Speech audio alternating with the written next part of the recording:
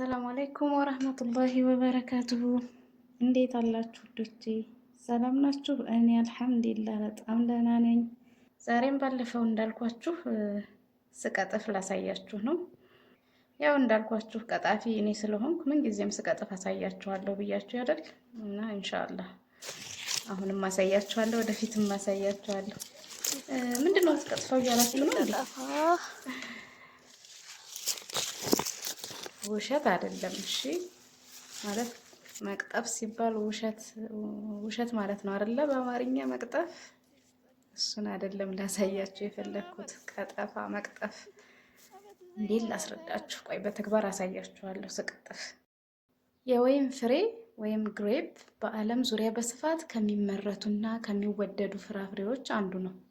ከጥንት ጊዜያት ጀምሮ ለምግብነት ለወይን ምርትና ለመድኃኒትነት ሲያገለግል ቆይቷል። የወይን ፍሬ በርካታ አይነቶች ያሏቸው ሲሆን በአብዛኛው በሁለት ዋና ዋና ክፍሎች ይከፈላሉ። የጠረጴዛ ወይን ወይም ቴብል ግሬፕስ። እነዚህ ወይኖች በአብዛኛው ለቀጥታ ፍጆታ የሚውሉ ናቸው። ለስላሳ ቆዳ ያላቸው፣ ዘር የሌላቸው ወይም ጥቂት ዘሮች ያሏቸው እና ጣፋጭ በመሆናቸው ይመረጣሉ። ለምሳሌ ቶምፕሰን ሲድለስ፣ ኮንኮርድ እና ሬድ ግሎብ ይጠቀሳሉ። ሁለተኛዎቹ ደግሞ የወይን ጠጅ ወይን። እነዚህ ወይኖች የወይን ጠጅ ለማምረት የሚያገለግሉ ሲሆን የጠረጴዛ ወይኖች ከሚሰጡት ጣፋጭነት ይልቅ የተለየ ጣዕም፣ መዓዛና አሲድነት አላቸው። የወይን ፍሬ መገኛ በአብዛኛው በምስራቅ አውሮፓ እና በምዕራብ እስያ እንደሆነ ይታመናል። በአሁኑ ጊዜ ግን በመላው ዓለም ማለት ይቻላል ይመረታል። የጤና ጥቅሞች። የወይን ፍሬ በርካታ የጤና ጥቅሞች ያሉት ሲሆን ከነዚህ ውስጥ ዋና ዋናዎቹ የሚከተሉት ናቸው። በጸረ አሲድነት የበለጸገ ነው። ሪች ኢን አንቲኦክሲዳንትስ። የወይን ፍሬ በተለይም ፍላቮኖይድስ እና ሬስቬራትሮይል በመባል የሚታወቁ ጸረ ኦክሲዳንቶችን በውስጡ ይዟል። እነዚህም በሰውነት ውስጥ ያሉ ጎጂ ፍሪ ራዲካሎችን በመዋጋት ሴሎችን ከጉዳት ይከላከላሉ። ለልብ ጤና ጠቃሚ ናቸው። ሬስቬራትሮል የተባለው ንጥረ ነገር የደም ግፊትን ለመቀነስ እና የኮሌስትሮል መጠንን ለመቆጣጠር በመርዳት ለልብ ጤና ጠቃሚ እንደሆነ ጥናቶች ያመለክታሉ። የደም ስኳር መጠንን የመቆጣጠር ችሎታ አላቸው። ምንም እንኳን የወይን ፍሬ ጣፋጭ ቢሆንም በውስጡ የያዛቸው አንዳንድ ንጥረ ነገሮች የደም ስኳር መጠንን ለመቆጣጠር እንደሚረዱ አንዳንድ ጥናቶች ይጠቁማሉ። የሰውነት መቆጣትን ይቀንሳል። በወይን ፍሬ ውስጥ የሚገኙት ጸረ ኦክሲዳንቶች የሰውነት መቆጣትን ለመቀነስ ይረዳሉ። ለአንጎል ጤና ጠቃሚ ናቸው። አንዳንድ ጥናቶች እንደሚያሳዩት ሬስቬራትሮል የማስታወስ ችሎታንና የአንጎል ስራን እንዲያሻሽል ይችላል። የበሽታ መከላከያ ስርዓትን ያጠናክራል። በቫይታሚን ሲ እና ሌሎች ንጥረ ነገሮች የበለጸገ በመሆኑ በሽታ የመከላከል አቅምን ያጠናክራል። የወይን ፍሬ አጠቃቀም። የወይን ፍሬ በተለያዩ መንገዶች ጥቅም ላይ ይውላል። ለቀጥታ ፍጆታ በብዛት እንደ ፍራፍሬ የሚበላ ሲሆን ለቁርስ፣ ለመክሰስ ወይም ለሰላጣ መጨመር ይቻላል። እንደ ጁስ ወይም ጭማቂ። ከወይን ፍሬ የሚዘጋጀው ጭማቂ ተወዳጅ መጠጥ ነው። ዘቢብ።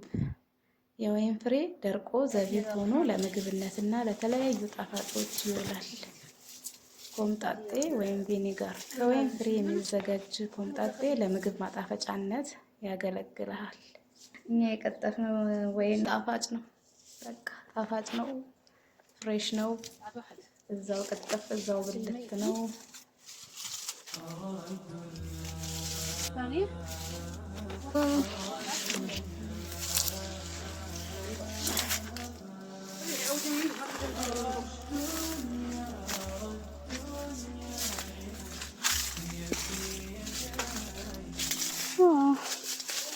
እነዚህ ገና አልበሰለም፣ አረንጓዴ ነው።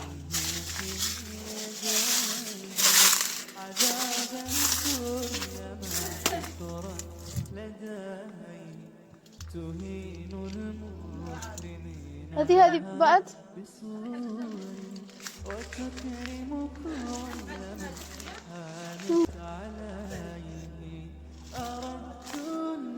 أردت الدنيا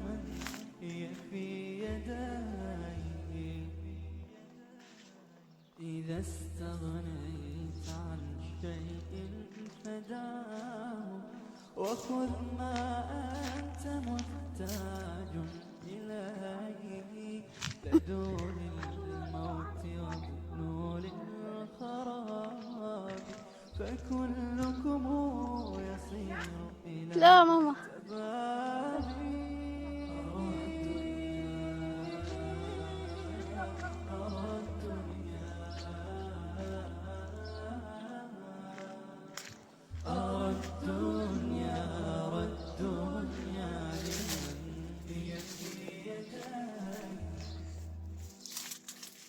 ألا أراك تبذل يا زمان لي الدنيا تسرع باستلام ስለተከታተላችሁኝ እጅግ አድርጌ አመሰግናለሁኝ። በሚቀጥለው ከሌላ ቀጠፋ ጋር እንገናኛለን ኢንሻአላህ። መልካም ጊዜ። አሁን እናጥብና ለማብላት እናዘጋጀዋለን ማለት ነው። ጥቁርና አረንጓዴ ነው እንትኑ ዝርያው አያምርም?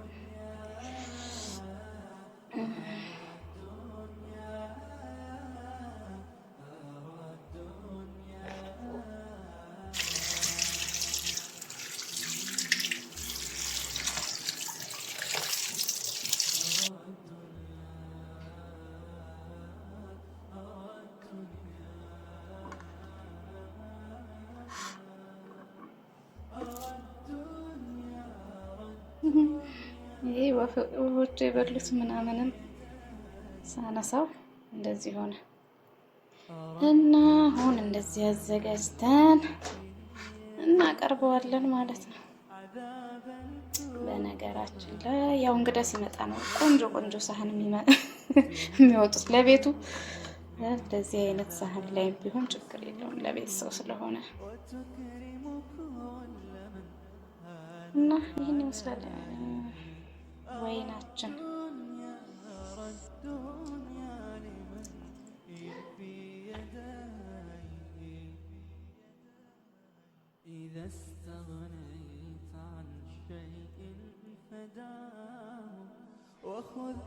የዛሬው የኢነብ የወይን ቀጠፋ ፕሮግራም ይህን ይመስል ነበረ። ወይናችንን እንበላለን። ስለተከታተላችሁኝ እጅግ አድርጌ አመሰግናለሁ። እኔ በተለይ ብዙ ማለቃቸውን የፍራፍሬ አይነቶች እዚህ ሀገር ነው ያወቅኩት። ፍራፍሬ በጣም ኢምፖርትም ያደርጋሉ፣ ግን እዚህም ደግሞ በጣም እንደሚያመርቱ አይቻለሁ። በጣም የገረመኝ ነገር ሲሆን እንግዲህ ሌሎች ፍራፍሬዎችንም ስቀጥፍ አሳያችኋለሁ ኢንሻአላህ። ለዛሬ ስለተከታተላችሁኝ እጅግ አድርጌ አመሰግናለሁኝ። በሌላ ቪዲዮ እስከምንገናኝ ደህና ሁኑ። ቻው፣ ወዳችኋለሁ። وإنك يا زمان لذو صروف وإنك يا زمان لذو انقلاب أرى الدنيا لمن هي في يديه سأسأل عن أمور كنت فيها فما عذري هناك وما جوابي فإما أن أخلد في نعيم وإما أن أخلد في عذابي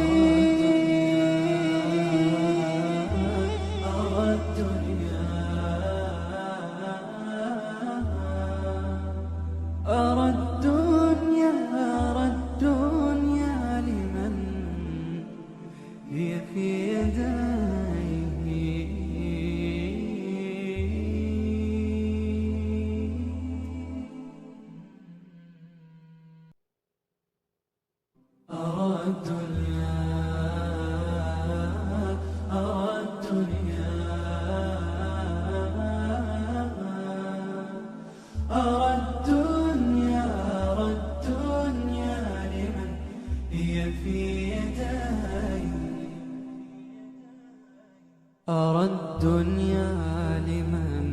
في يديه عذابا كلما كثرت لديه تهين المكرمين لها بصور وتكرم كل من هانت عليه.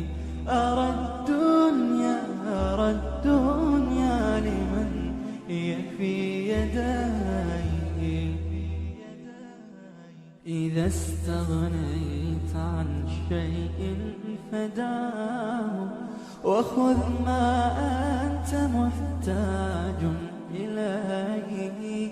لدوا للموت وابنوا للخراب فكلكم يصير إلى تبابي.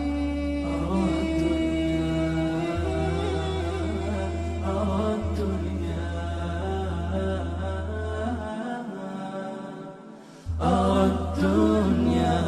الدنيا لمن هي في يديه. ألا أراك تبذل يا زماني لي الدنيا تسرع بي